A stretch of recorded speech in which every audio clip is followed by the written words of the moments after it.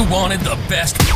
You've got the best podcast. The hottest podcast in the world. The Chris Voss Show, the preeminent podcast with guests so smart you may experience serious brain bleed. The CEOs, authors, thought leaders, visionaries, and motivators. Get ready. Strap yourself in. Keep your hands, arms, and legs inside the vehicle at all times, because you're about to go on a monster education roller coaster with your brain. Now, here's your host, Chris Voss. I'm Chris Voss here from the Chris Voss Show.com.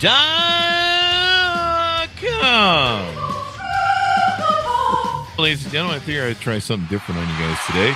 And that, or I am having a full seizure. So that seems to be... I'm just trying to recover from being gone over the holidays, and I'm like, how do you run a podcast again? Well, we've been here for 17 years and 2,700 episodes, so I guess we'll figure it out. In the meantime, go to goodreads.com/Chris Voss, linkedin.com/Chris Voss, Chris Voss1 on the TikTokity, and all those crazy places on the internet, so you can find all the wonderful stuff that we're doing there. We're now posting a lot more on TikTok and Instagram, so check that out. We're trying to get along with those folks over there. I guess we decided they might be cool enough for us.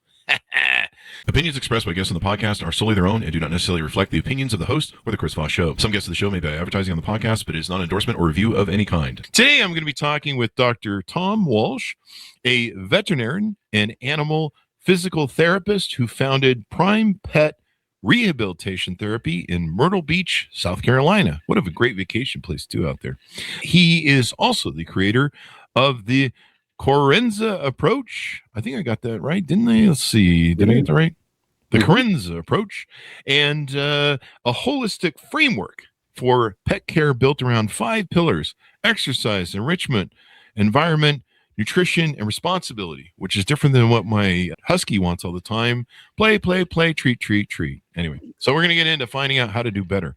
We're going to talk about how this approach helps pets live better lives, how it can actually reduce burnout from the professionals who care for them. Welcome to the show, Tom. How are you?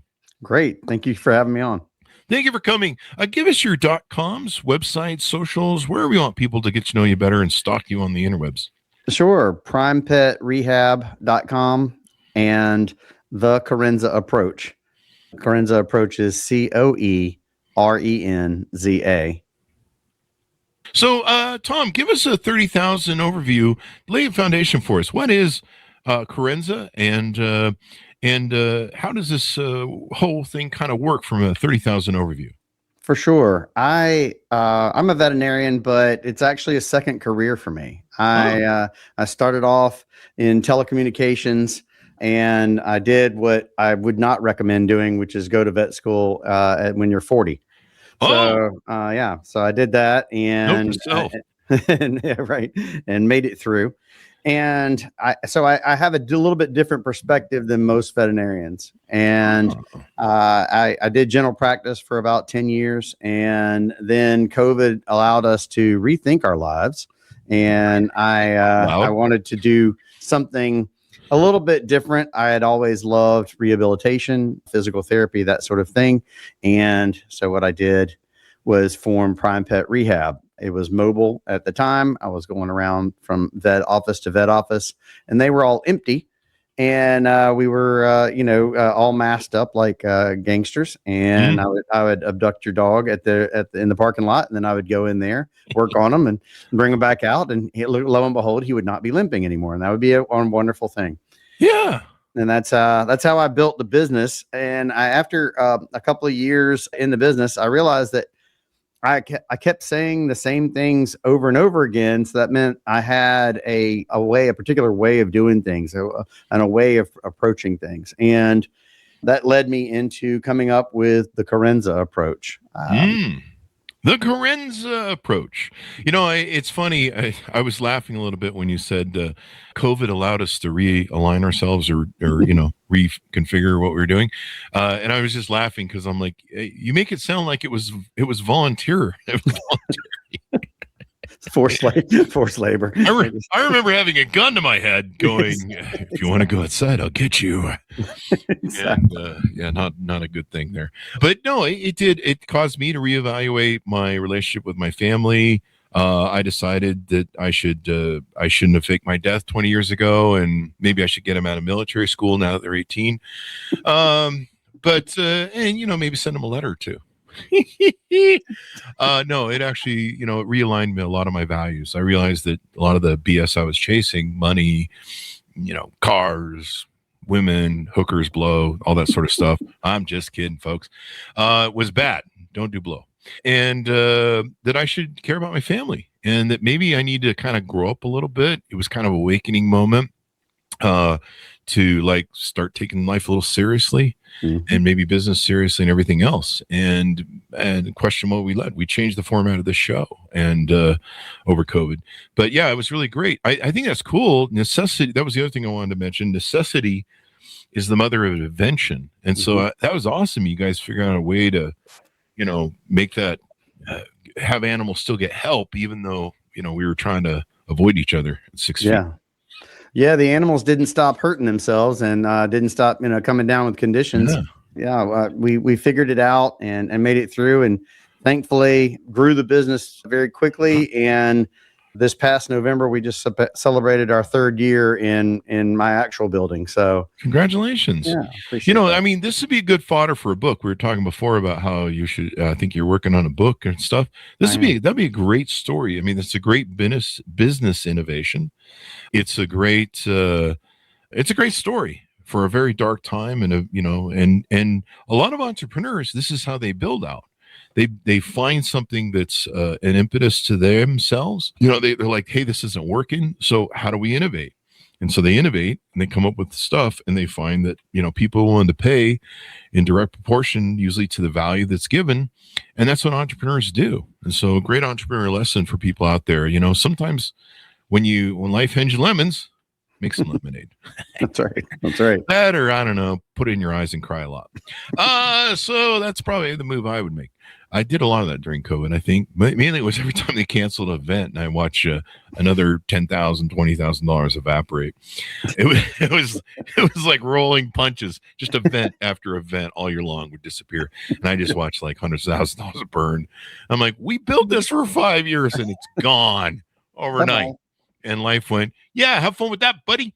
Now, in this approach, you've got 5 pillars. Tell us about how these 5 pillars, what can you tease out a little bit about what they are, and how do we get these darn dogs to do it? So I believe that if we pay attention to kind of these 5 pillars, we can probably handle, I'd say, 85 to 90% of the normal things that we see recurring in a veterinary office. And so it's kind of a preventive approach with a holistic flair, if you will, but really it's taking care of the dog's needs from a more educated standpoint. And the 5 pillars are exercise, environment, enrichment, nutrition, and responsibility. But responsibility really means the role of the animal in the family. This is really important because they are pack animals, and they want to know and keep up with the pack, which would be the family, whether it has other dogs in it or not. Okay. Now, enrichment, how does this work? Do I have to give my dog an allowance, or I have to get them to get a job or something? I'm always yelling at my dogs, get a job. I think we're going to try to do what you do to your listeners is mental enrichment. Mental enrichment. Yeah. All right. So how do I do that? Give me some examples of how to do that. Because let's give you a scenario. It's a nasty, gross day outside. It's raining sideways, and your dog is now getting stir crazy because they haven't gotten their walks. They've had to go out, and you've had to hold on to them while they go to the bathroom, and they're starting to do zoomies in the house and maybe go in the other room, chew on a sock and swallow that, and that kind of thing. That is a situation to where they're not being challenged with their brain. And when you start to realize that the nose on a dog is processing over 65,000 smells, the ears are in the 40 to 50,000 different tones, recognizable. So they need to be stimulated. So using things like a snuffle mat or a lick mat, they actually make dog puzzles with varying degrees of difficulty. And even if your dog is not food motivated, you can actually find one that appeals to your dog. Dog feeding puzzles. I've seen those things, and I've often wondered about them. Maybe I should get one for the Huskies and stuff, but I don't know. We'd have to see. Huskies are a great breed. If you think about what they were born to do, they burn off a lot of physical energy, but they still are extremely smart and constantly trying to figure things out, trying to get you to do things at home that you don't want to do when you don't want to do them and that sort of thing, because they like to run the house and they like to be super dramatic about it too, just as a general Husky population. I haven't been to your house yet, but maybe this is familiar at your house. Oh yeah, I get cussed out every morning if I don't produce the treats quickly enough or jump through the hoops. I get yelled at. And dogs that, for example, let's just take a simple scenario, just like you just said there.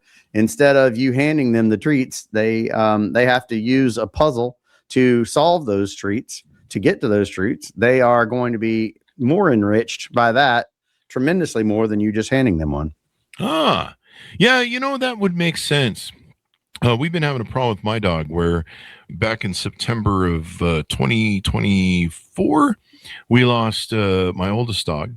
I'm sorry. And she's had a hard time, my little one that was left behind, because that's the dog she's always known. That's been her best buddy since she was like 8 weeks. And she's had a really hard time. I've never had one of my Huskies have this hard of a time for this long. She doesn't eat well.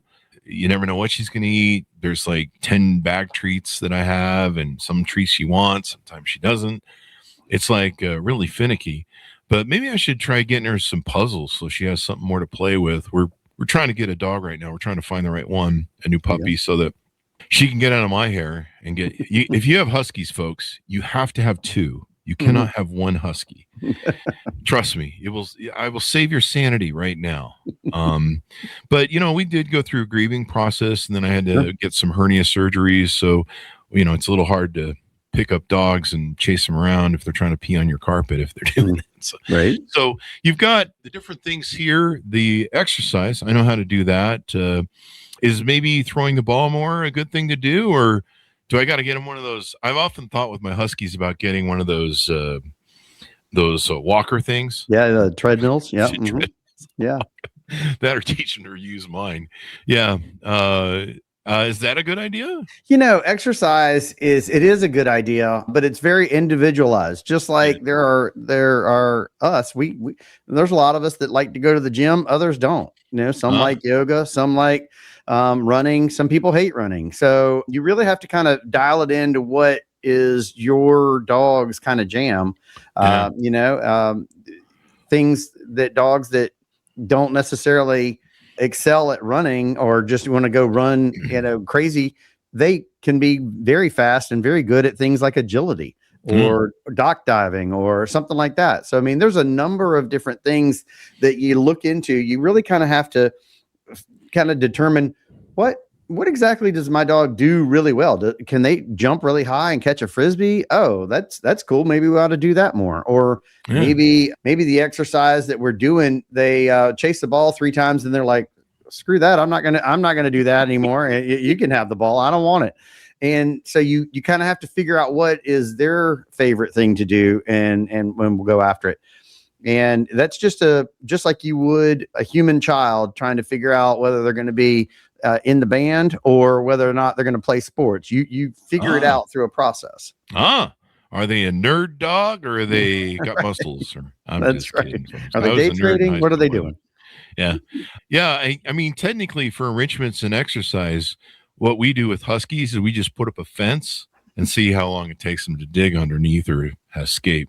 So it's a daily concrete. Yeah, the concrete and the barbed wire and everything else. Yeah. I mean, we've got shock wire, razor wire, turrets, and they'll still figure out a way to get out. Yeah.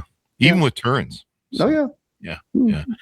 We shoot over their heads, folks. We don't shoot the dogs, but we Trying Good to scare call. them a little Warning shots. bit. Warning shots, but different for the neighborhood kids. Come in our yard, we're going to feed you the dogs. No, I'm just kidding. It's Utah. They have so many kids, they don't even know when one's missing. So, they really don't. They're like, have you seen Johnny? I don't know. We got twins on the way and we got 8 other kids. We're fine. So don't do that, folks. On nutrition's a big deal. One of the things, I've learned this with cancer with dogs and dogs having issues. There's a lot of these people. What's your stance on people buying food at the dog food at the grocery store, as opposed to trying to find maybe higher quality food at food places and, paying more for higher quality food? For sure. Nutrition is probably one of the biggest hot topics that we have out there. And it probably is a hot topic because you get so many varying levels of responses when you start to talk about it. And the nutritionists in the veterinarian world will tell you it is simply about calories and nutrition, getting the right minerals and vitamins, just like it is for humans. And as we have learned in the human food supply chain, that overcooking things and that sort of thing, high heat takes a lot of those minerals out of that. And if your dog is a kibble only, that's not shaming kibble. There's some very good kibbles out there, but it may be helpful to supplement that with some vitamins and minerals that they might be lacking there. The other side of the spectrum is, we're going to go completely raw, or we're going to cook our own food, or this, that, the other. And I feel like it really depends on what kind of owner you are. You want to provide the best food for your animal, but if you're a stay-at-home mom with 2 kids, it's a different thing than, working 3 jobs and you're out, 11 hours each day. That's a hard sell for me to tell an owner, hey, this is what you need to do, is you need to spend all your free time is doing meal prep for your dogs. So I look at it very individually. It also is complicated by whether or not the dog has any issues, skin issues, for example, allergies, because allergens are more in dogs. They are exhibited through food allergens more than we are. And so there's a number of different philosophies, but it really boils down to this. When I'm advising owners on food, I really want to know what's your free time like? What is your availability? And what are you willing to do? Because we can make it as good. We can make it people grade if you want to. We can do that. Is it necessary? It depends on what kind of owner you are. We've got folks now that are their dogs are their babies instead of human children. And so absolutely, if we want to go down that revenue, we can do that. But I don't want to get into the position of, I only support this diet. But I think that's illogical. And I think that this is where we're trying to build, as the Coerenza approach continues to develop. We're trying to build a community so that people get answers from registered dietitians and veterinarians that are nutritionists that give good information without shaming, without saying, you've got to do it my way, otherwise you're an idiot.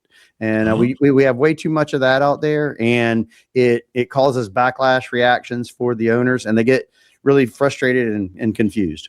Yeah. And like you say, it's applicable to the way what the dog's health is, what the dog's going through. I know one thing I see a lot of in these groups for dogs and stuff on Facebook that I'm in, they'll be like, why does my dog have this outbreak on her skin and she's chewing off her thing? And it's like, you're giving her cheap food that's setting her off. I think like wheat and stuff will sometimes they have wheat allergies or something. Yeah, grain has been a thing, but that's also been overblown. We know now that really? If you cut out grain completely, it can lead to cardiovascular issues. So really? Yeah. So in other words, that's a great example, Chris, of why you actually need somebody who's been trained in this to help guide you, because the misinformation out there is We've got we've got gluten-free dogs out there that owners are convinced that they're as far as a nutritionist will tell you, we got a long way to go before we prove that dog is gluten-free in all of our testing and everything else. I like the people who turn their dogs vegetarian. Yep. And their dogs are carnivores. Yep. Yeah. And I'm just like, those canines did not evolve over centuries to eat grass. Yeah, I don't think they were hunting dandelions when they were out there in the wilds. I've never seen any wolf documentary where they're like stalking, I don't know, wheat. Yeah. It's like, wait, rabbits or wheat? Let's go with that wheat. That sounds awesome. It's plentiful. It's right here. I don't understand. Usually when I hear people like that, I'm like, okay, I'm not going to take a hammer over to their house. Don't do that, folks. No, I'm just kidding. But it is mentally. Ugh. Yeah. So what else have we talked about? Now, you mentioned you were trying to build a community. Do you have a community set up that you're trying to build out? We are in the process of building out a Google group. The Facebook thing, very often several generations have moved away from Facebook as a primary resource and of information, and they're just not on it. So I wanted to do something a little bit more, with the times, if you will, and evolving. So a Google group is currently being created, and but I think the first step is coming out with my book. I'm about 95% done with it, and so that'll be hopefully coming out here shortly. The book will be good. What else have we talked about that we want to talk about to get out to people on how this thing works? Is some of your data that you work with built for vet teams and burnout that you deal with that approach? Yes, Chris, the veterinary industry, in my opinion, is broken. And I think that it shows the cracks in the walls are showing very, very thin, or very obviously. We are the top professional industry for suicide, and have been for decades, going back and forth with dentists. And we also, and another very disturbing fact, we are the number one professional industry that 5 years out of graduation, we have the most people out of the industry. Really? So you've got veterinarians that basically made a decision when they were 5 or 6 years old that that's what they wanted to do. And they worked their entire life to get there through very difficult academic rigors, and just to get into vet school, make it through vet school, go through all of that, come out as a vet. And within 5 years, they are out of the industry working at a job because of the stress, because of the burnout. And now they're $250,000, $300,000 in debt. Wow. And so that, from a veterinarian side, and you as a veterinarian, it's really hard to keep good people. They get burnt out, when you are euthanizing dogs every day and cats, and you're talking to owners you've got owners that are making decisions between whether they get their own medicine versus the pet's medicine. You've got situations to where we are having a really tough time as an industry. Now, conversely, on the other side, owners are getting more and more fed up. We're seeing the highest degree of basically practice jumping, if you will, where people just, if they don't like what they hear from one vet, they go to a different vet. They're constantly, it's a constant thing. If you are at any veterinary office in the country, probably a third of the calls that they're getting in are either getting records submitted for the first time, or somebody is transferring it to another place. Owners are saying by their actions that we do not trust what's going on from our veterinarian. And the reason we don't do that, most likely, is because the models that we've been pushed into, 15-minute, 20-minute appointments, to where the doctor's in there maybe 7 or 8 minutes of that time, and you get a brief once over, and even if it's there for a problem, you get drugs, you get a brief explanation. You're not really sure what the plan is out the door you go, and you go up to the front to pay your bill, and it's $600 or $800. And owners are increasingly looking to each other, Facebook, Instagram. I mean, we have heard some crazy theories of things that have just surfaced. It's like that's not medicine. You can't just stop giving rabies. That's you can't do that because all vaccines are bad. You can't do that. And yes, I live in Myrtle Beach, South Carolina. Wait, are there people starting to do that? Yeah, it is.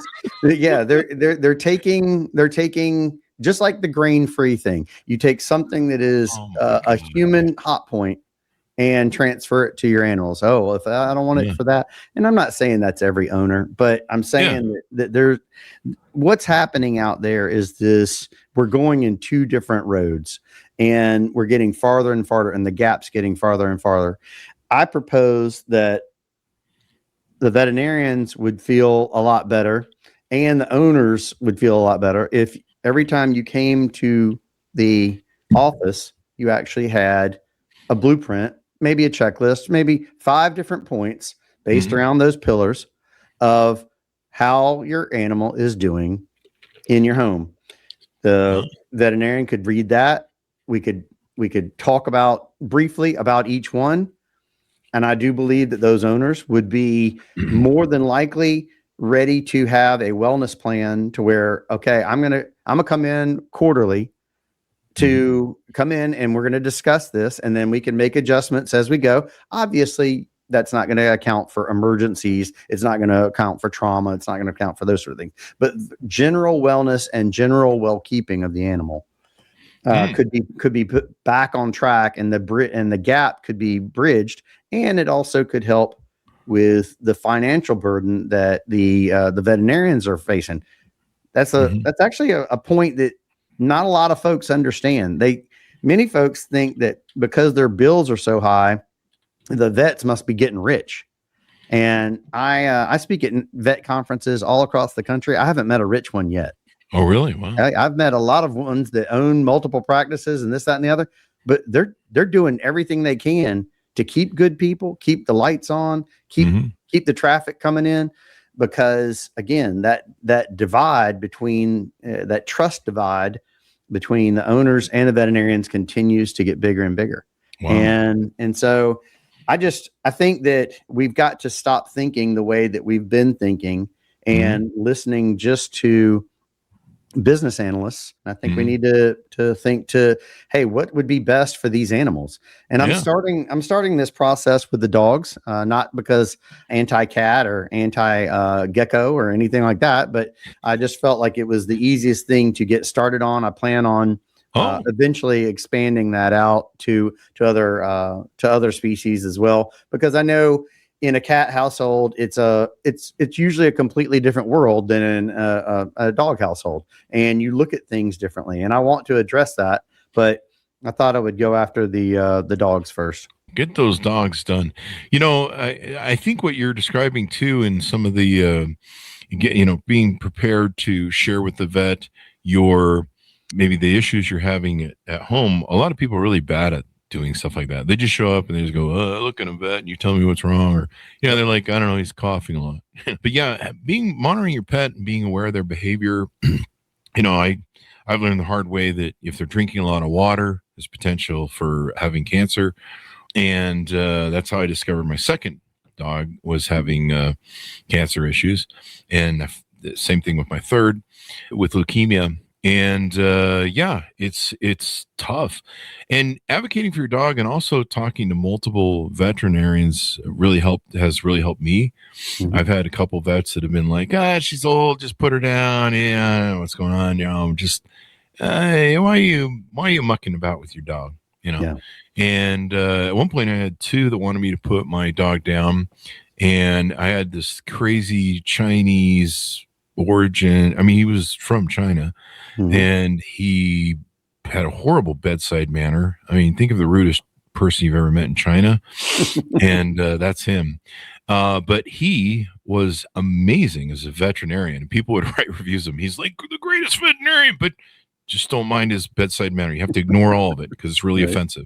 And it really was. Like, the first time I met him, I was like, I'm in my head going, I will beat you silly. But man, that dude saved my life, my dog's life a couple times, probably my life too, my bank account too. And he was right when the two most expensive, well set up doctors were completely wrong. And so you've got to advocate for your dog. You've got to ask what's going on. You've got to get clear. You know, I had one dog where we took her in. She wasn't eating or drinking, or she was drinking like a fish, and then she wasn't eating. And we found she had cancer. And the doctor was like, yeah, just give it 3 days, go home, work it out. She's probably filled with cancer all up in the colon. She had anal sac cancer. And he's like, yeah, she's probably, you know, just call it, dude. And I was like, and I went home, and at first I was like really upset and sad. Sure. But then I realized that she had a death sentence. So I was like, well, that means everything's up from here. So what could we do? And so I started researching and looking at diets and the raw diet and stuff. And that's what actually saved her, the raw diet. Yep. And she started eating again. Turns out it wasn't the food, it was the sugar in the food. So, you know, but talking to lots of vets, taking her different places, it's a little bit more costly, but you know, sometimes it made the difference between saving my dog and advocating for that knowledge that you're talking about, as opposed to just, I don't know, just, you can't, I mean, there's good vets and there's bad vets, just like there's in any industry. And, you know, they're overworked. I know they have a hard time. You know, they come in, they're like, what's wrong with the dog? It looks like he's, all right, I'm out.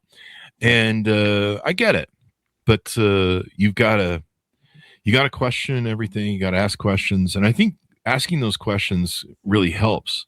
That or being firm with vets too. Yeah. Sometimes I've had vets try and barrel roll me, and I've been like, no, I don't think you're right. But I do have a very logical, reasonable background, so I just don't do that for fun, people, because there's some people that when they do it, it's a really bad idea. You really don't know better. That's just your ego talking. But yeah, so having these different things. So the community, are you going to set up a separate website for that, or a special one of those special communities? Yeah, it'll probably be. I guess the way it works with Google Groups is you can set up a link to get into that, and then it's all password done and all that good stuff. And we are in the process of getting that launched. You know, community is huge. But I've learned from some colleagues that have done some really amazing things with some great communities. One being the Canine Arthritis Management Group out of the UK. Oh, wow. Dr. Hannah Capon. She is amazing. She's been working for well over 10 years, and they've built a juggernaut of a community just addressing arthritis. Wow. And, you know, so I'm learning things from them about, you know, group moderation, so that you don't get, you know, just, you know, people with their hair on fire, giving bad advice and that kind of thing. And so, you know, we're in the process of doing that. I think that ultimately, coming from the veterinary industry, you know, I don't want anybody to feel sorry for us. This is we chose this, we love this life, but the responses that you get very often, the bad responses that owners get, I believe probably are due to an excess amount of just unbelievably bad behavior when it comes to a lot of owners. You don't realize how many times you go in to an exam and somebody is screaming at you when you're trying to help, and they think you're only there about the money. You're just trying to order a test. And they are like, no, I'm not going to pay that. I'm not going to pay that. I want to know what's wrong with my dog. Why don't you even care about my animal? And why won't you do this surgery for free? People would never do that to human doctors. And so it's really when you see, and I have seen on both sides of the fence, and that is one of the things that scares me, is that we are in danger of having a divide that you can't get back from, you know, to where people just say, I'll just, based on the internet and based on, you know, friends that I know, I'll just treat the dogs myself. We're already starting to see this with the rise of basically vaccines sold out of, you know, farm ag stores. Basically the same places horse owners go to get their feed and everything else now are often carrying stuff for small animal as well. Folks are trying to basically home medicate. Wow. And if you don't know what you're doing, you can make an animal really sick. Yeah. So having a little direction, I'm not saying that if that's the cost effective way that you can do to do it for your animals, I'm okay with that. Mm-hmm. But you got to have some direction. You got to know what you're doing. And you can't just be basing that off of what the latest thing Instagram says. Wait, there are quacks on the internet who do things for views and virality, but have lack of knowledge of anything. In fact, the dumber it is, the more viral it goes. So that seems to take the supplement industry for a minute. Mm. You and I right now, we could come up with a formula for a supplement, and it could have arsenic, cocaine, and methamphetamines in it, and this was going to cure that anxiety of that dog. Oh, and, that's Fridays around here, actually. And, we could throw a couple of pictures up there, and and nobody would come regulate that.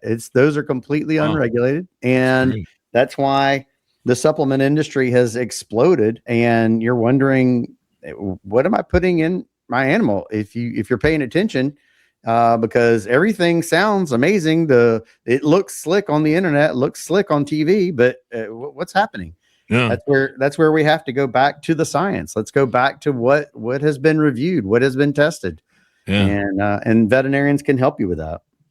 Years ago, I don't think you can do it anymore, but years ago, I got in Las Vegas the rabies shots, and I think Bordetella or one of those other ones from an IFA. Mm-hmm. And I never administered syringes or IVs, needles to my dog, and never done this before. And so I went out to my dogs in the car and was about to give them the administrate, and I took and filled the needle and all that stuff. And some told me just to go back in and talk to the gal. And I went back in and talked to the gal, and I go, I don't know that I'm doing this right. Am I doing this right? And she goes, yeah, you got one problem though. You got a lot of bubbles and air in that syringe. You're going to kill your dog because you're injecting oxygen into the bloodstream.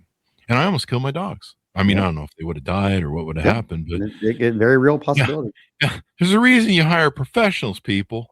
Yeah. So your dogs live. And I'll never forget that. I'm like, okay, doing home remedy maybe isn't my thing. Let's keep with the professionals.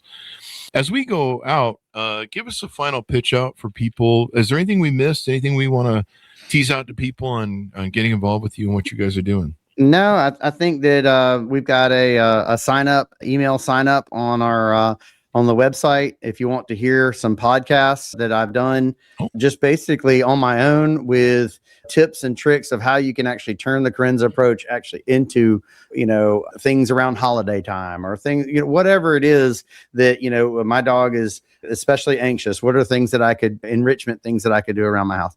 Those kind of things. I put out a number of those. We continue to make that sort of thing, but I think it really boils down to keeping in touch, and be looking for the book, obviously. But we're going to be doing more and more podcasts, hopefully, and getting the word out, because I really believe the power is in the people, and I want to help as many animals. That's the other thing, Chris, is when you go to your true calling after 40 years old. For me, everything changed about what was super important to me. And this is not to generate millions of dollars. This is honestly to help as many animals as we possibly can. And also, if possible, the humans on the vet side as well. Because I know that they're struggling, and I see it from a unique perspective. And I think that I just want to kind of help folks see both sides. Yeah. And people need to advocate for their dogs. They need to advocate for themselves and their dogs. I remember there's this classic moment where my dog had anal cancer. She'd blown everybody away. She'd blown the 3 days away. She lived for 1 year and 3/4 after diagnosis. Amazing. When the doctor said she's not going to make it another month. That doctor did, let's put it that way. And every time I take her in, they would just be like, we have no reason. No, we have no idea why she's still alive. And she actually put on weight. She started eating again with the raw diet and everything else. And, but there was a time where she started collapsing. And I was like, okay, the anal sac's right there. It had grown to a golf ball size. And I'm like, okay, it's clearly interfering with her legs. It's time to call the ball. And so I should have gone into the doctor and just met with them. But instead, I just assumed the worst. It was, we were a really dark place doing hospice care for her for 1 year and 3/4. Sure. And so I went in, I paid the money to have her put down. I signed all the papers and stuff. And the doc came in and he goes, hey, I guess we're doing this today. I know we've seen Abby a number of times. And he said, what's going on? Well, she's, her back legs are giving out. She's fallen down. I think it's spread through her legs maybe. And he said, hey man, this struck me like a lightning bolt to the head. I'll never forget it. And he goes, hey man, I know you paid to put the dog down and you've signed to have it done. He goes, but looking at her, I'd like to take a look at her. And he goes, listen, I'll understand if you need to do this for you because this is tough. And maybe you've reached that point where it's just too tough. And he goes, so if you want to call it, I don't want to put pressure on you if this is what you want to do, but we'd like to look at your dog and decide and just do an analysis if you don't mind. And him suggesting that there were people that, reached a point where they couldn't handle it anymore, that the dog had potential. I was like, holy crap, there's people that do that. And so I said, yeah, please, if you can save me from putting her down today, take her in the back. They took her in the back. Turns out it wasn't the cancer. It was she had severe arthritis developed. Yep. And he's like, I'm pretty sure after we checked her out that if we just put her on some good arthritis medicine, she'll come back and you can buy more time. And she did. She lived for another 6 months or something. Yep. It was crazy. And then I think it was, in the end, her legs finally did blow out. And between that and the cancer, we had to finally call out. I mean, she was dragging herself around the floor. And the doc's like, yeah, I don't think we're here. But, we bought 6 months. And it was great that the doctor, instead of listening to me trying to tell him how to do his job, that's a great example there, but also advocating. But it was really interesting. He's like, if you can't do this, if you can't handle it and you're done, we'll call it. Yeah. I was like, geez, there are people that go, so my dog might live 6 more months. Nah, go ahead and call it. And I've seen that with a lot of dog owners. They'll go to a doctor or a vet and they'll go, yeah, the doctor said, game over. It's whatever. I'm just going to put her down. I'm like, do you want to get a second or third opinion? Yeah. I mean, because I've been told several times to put my dog down, and she lived for 5 to 10 years after, maybe 7. So it's just one of those things. And they'll be like, oh no, I just decided to put her down. And I'm like, geez, you quit a little easy there, didn't you? Yeah. But it's not my journey; it's their journey. I get it. But still, I've kind of seen that a lot where people give up too easy. Well, I think we're approaching a situation in dog and pet ownership to where we're getting further and further down this path of either extreme care and the cost is no limit, and no care because it can't be afforded. And we've got to do something as an industry to help rectify that. And I believe at least something as simple as, hey, at least can we talk about the same things that would actually matter to that animal instead of just going in going, well, I got to put them down because I can't afford to feed them anymore. Yeah. That kind of thing. I'm kind of curious about what's going on there. I've been looking for a new puppy and I like to have a puppy. The ride, it's so hard at the end. Usually the last few years you're carrying them and I just want the full ride because it's so painful and I don't want to be close to the ending than I am to the beginning. Yeah. And so that's just my thing. I don't have children. If you want to tell me otherwise, unless you adopted your children, I don't really want to hear it. That's always the thing that you should adopt, Chris. Yeah. Well, did you adopt your children or did you squirt them out your pie hole? Yeah, shut up. So these are my children. But jokes aside, where was it going with this? I think I segued into a joke and I cornered myself. It's a cul-de-sac. I can't get out. But no, I'm lost. But we'll just wrap. No problem. You were saying that you're seeing this with people and having difficulty. So we're looking for a new dog, and I'm kind of surprised at the extraordinary amount of dogs that are a 5 to 7 year age that are up for sale. And there's almost a wink and a nod, sly, subconscious thing that when I'm talking to people, I'm starting to wonder if their dog is finally, they took the best years and now they've maybe health hit the skids because they're like, yeah, we're just trying to give the dog away and we just can't give it time anymore. And I'm starting to think, maybe they can't afford the vet bill, the care. Yeah. Yeah.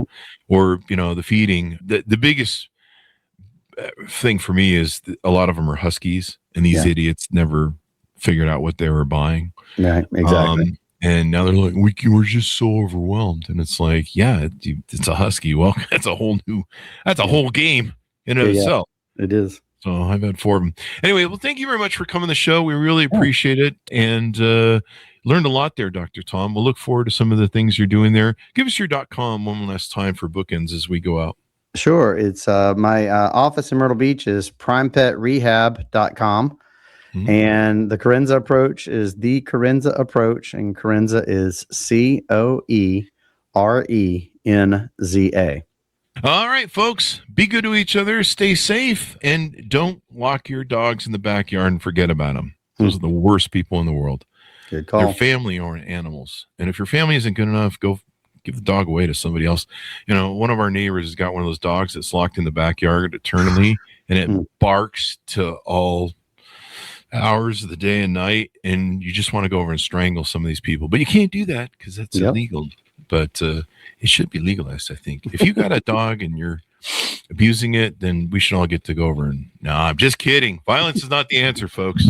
Call an attorney. Anyway, guys, go to goodreads.com/Chris Voss, .com/Chris Voss.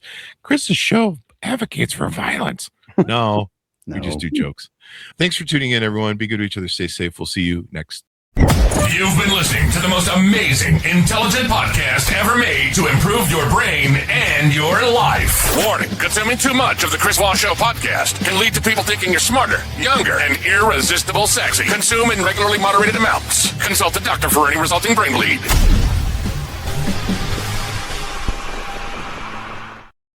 All right, Tom, that's got us out. This